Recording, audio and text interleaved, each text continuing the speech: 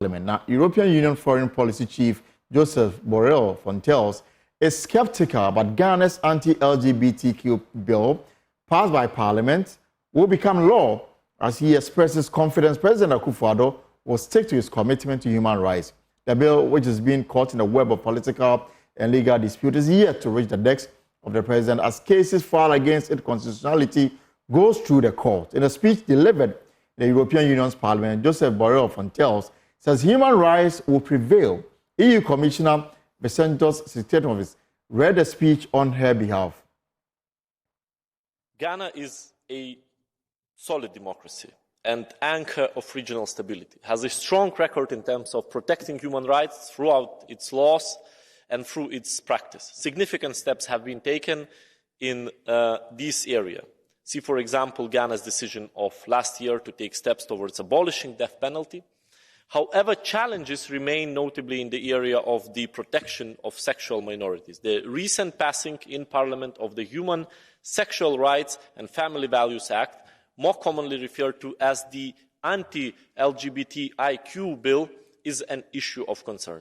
In Ghana, as it is in the case in any other country on the continent and in the world, in its current form, the bill requires close review in light of Ghana's international and constitutional human rights commitments. The constitutionality of the bill has been challenged and it is currently scrutinized by the Supreme Court. It's also to be noted that the bill also still requires presidential assent to enter into force. The President has publicly reiterated his commitment on the respect of human rights and has expressed his concern to seeing a backsliding on human rights in the event of adoption of the bill. Senior members of the Ghanaian government have also highlighted the bill's potential financial consequences and losses for the 2024 budget. We are therefore confident that Ghana will stand firm in the commitments it has made on national and international human rights. The EU, together with member states, have followed the matter closely since its introduction in 2021. Our position and concerns on the matter are well known and regularly communicated. Ghana has a pivotal role in ensuring regional stability and an increasingly volatile region marked by spillover of insecurity from the Sahel to the Gulf of Guinea countries. The European Union has succeeded in further deepening its partnership with Ghana as it evolved from a strictly developmental partnership to a more political one that is fit to face regional political and security challenges. It is therefore of utmost importance that we remain close and build upon Ghana and use already strong partnership to defend our common values. Right, so how are proponents of the bill reacting to this latest, addition to the debate that we've been having as we await the Supreme Court to clear the way for President Akufo-Addo to receive the bill? Emmanuel Bejra is a member of Parliament for Whole West and one of the sponsors of the bill, and he joins me via Zoom. Honorable Bejra, you're welcome to the Pulse. Very much, Jonathan, and good afternoon to your cherished viewers and listeners. Yes, good afternoon. So clearly, the opposition is now going beyond the borders of Ghana. Now, the bill is being described as, an obstacle to the respect of human rights, especially in the context of people who have some sexual orientation, which is not consistent with what Parliament passed. First, your initial reaction to what the EU Parliament, the position they've taken on this bill. Well, thank you once again. That is the EU Parliament. That's not the Parliament of Ghana. Parliament of Ghana has taken its decision. Other Parliament can decide to say whatever they want to say. Every right, a Parliament for the European Union, so whatever they want to say. In that case, we have passed our bill and we are waiting for the President to assent to it. The turn of events now, Elton, is shocking to all of us. For a member of European Parliament to categorically say that the President will not assent to the bill is a shock to some of us, because even though we know that the President is playing pussyfooty with the bill by whatever he's doing through the court system, we did not expect that the President will take it further by engaging the European Union and giving them assurance that he was not going to sign to the bill. It is shocking to all of us. But we as Ghanaians have maintained the fact that this has nothing to do with human rights or any of the fundamental human rights as people are made to believe. We've said over and over that this is a sexual preference by individuals. And that sexual preference, as we all know, is we are outlawing it. And that if you are caught doing it, the law will take its full course with you. We are not saying, the bill is not saying that you should not, two adults, consenting adults could not do it. We are saying when you are caught, the bill will take its full pound of flesh out of it. And so for us to hear from European Parliament that the senior politicians or senior government official have intimated, has informed them that the bill will not be assented to by the president, shows as a mark of, mark of integrity, as it were, in the face of it. That the person we all voted for to become the president of Ghana, who we all believe that he will go by the dictates of Parliament, and that if he has any problem, he will bring the bill back to us. He's gone ahead to inform the international community that he was not going to sign. This shows how insincere our president is. This shows how dishonest the president of the republic is. This shows how the kind of person we have voted for into political office. But this is not coming from the president. The comments is coming from a representative at the European Union Parliament. So you cannot really hold the president 100% to say that he's reported to them that what he intends doing. The fact of the matter is that there are aspects of this case in court. The European Union presenter made mention of the fact that he understands President Akufo-Addo is a human rights activist. And in that broader context of this bill, he expects him to uphold his respect for the rights of individuals, regardless of their sexual preference, and to stick with that particular position. Well, Elton, I've been to your studio several times, and I've informed you that when the bill, when in the making of the bill, the process, we have the chief advisor, legal advisor to the president, being the attorney general, meeting with us, the sponsors, as well as the committee that was working on the bill. Things that he thinks were not in consonance with the Constitution of Ghana, that infringes on human rights. He has pointed out to us. Now, the president has not seen the final draft or the final bill that was passed. If the president is sincere and has seen the final draft of the bill, he would have assented to it, because he doesn't want to assent to it. And in my understanding, he has already made commitment to our partners, that's been the European Union. He has convinced them that he was not going. That's why the gentleman there, who is a rapporteur or being a member of parliament in the European Union in charge of human rights, will say that senior public official who is more senior than the president. And so, yes, he has even described him as a human rights lawyer.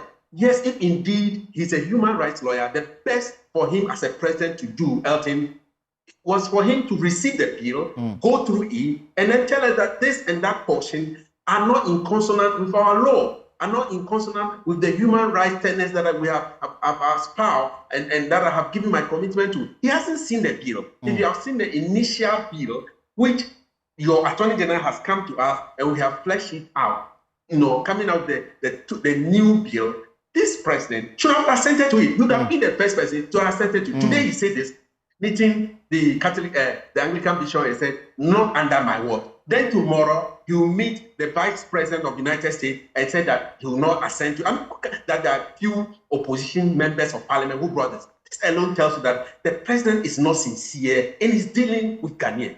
But again, on the EU's position that they've taken, I mean, you serve in Ghana's parliament. Now they've taken a matter to their parliament and discussing it. I'm looking at the sovereign will of the republic, and whether in this contest you think that it's been abused in the way the EU is going about an internal matter and are taken by the representatives of the people in the Republic of Ghana. I think it's going beyond the shores of Ghana, as you have mentioned. that some group of people want to still colonize us through this means of discussing issues that borders of our culture, our sensitivity, and our pride. Now, if that is what we believe in as Ghanaians, that we do not want this in the country, some other countries have already passed it, like Uganda has passed it. Just as we all know, on the 6th of March, on the 5th of March, before the 6th of March, Uganda has received its final tranche of the World Bank financing. Now, if Uganda has received its tranche of the final, financing that they're looking for from the World Bank, what are we afraid of? The European Union has their own parliament. That is their parliament. They have no jurisdiction over the Ghanaian parliament. Like you mentioned, Ghanaian parliament is a sovereign parliament, and we stand by whatever we are doing here. They have nothing to do with whatever we believe in. If European Union believes that they can also pass a bill in any part of Europe that a man can marry 2 women, then we also accept that. Since they will not accept this, which we believe in as polygamous marriage in Africa, who also not agree that a man should marry a man or a man should marry an animal. I mean, we don't believe in it. We don't see it as part of our culture, and therefore will not accept it. Nevertheless, they say that this may create issues for the country going forward. Issues of cohesion, issues of unity, issues of trade, issues of collaboration. And we are not hearing this for the first time. The U.S. ambassador to Ghana, she's made it clear that promoting Ghana with the passage of this bill may be difficult for her. How much in terms of pressure does this put on our president and our government as they look forward to the Supreme Court decision and to possibly consider whether to append the signature or send the thing back to Parliament with reservations why he may not be able to do so?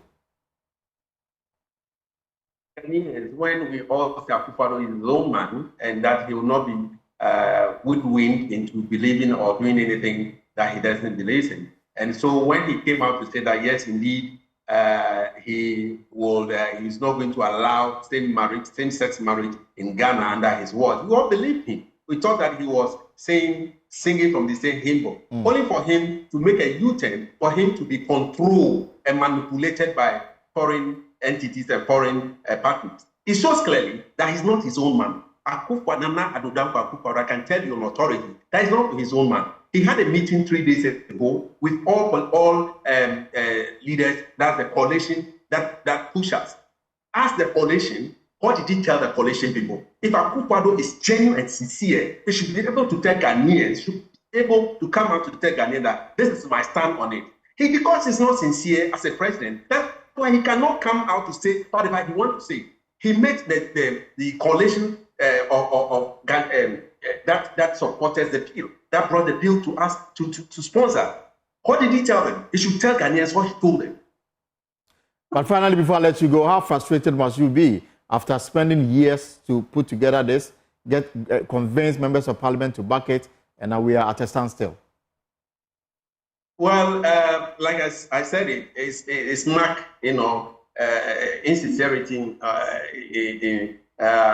with the president. But we still have hope in our judiciary that just as they have ruled that you cannot hold any of the government institution like parliament not to do its work, we also believe that since the bill has not gotten to the president, the Supreme Court will also come out with a ruling that you cannot hold the president using the judicial system. Right. My plea is that the judiciary or the Supreme Court will work, quickly on this and get the bill passed signed before we resume Parliament next month. Is there any indication when you are coming back to the House? Well, the Speaker is supposed to, to do the recall. Recall us, and so we are waiting for the Speaker to recall us. But we've been told that middle of May will be recalled, so we are expecting the recall message from the Speaker. Right. Honorable Emmanuel Bejra is the Member of Parliament for Whole West and key sponsor of the Anti-LGBTQI Bill that has been passed in Parliament, but yet to be ascended to by President Akufo-Addo, because there's a case in court that is asking some questions, and the Supreme Court will now have to deal with this matter. Until that is done, the bill is at a standstill between the Supreme Court and the Jubilee House. Until that is done, that is the situation of the bill. Now, let me take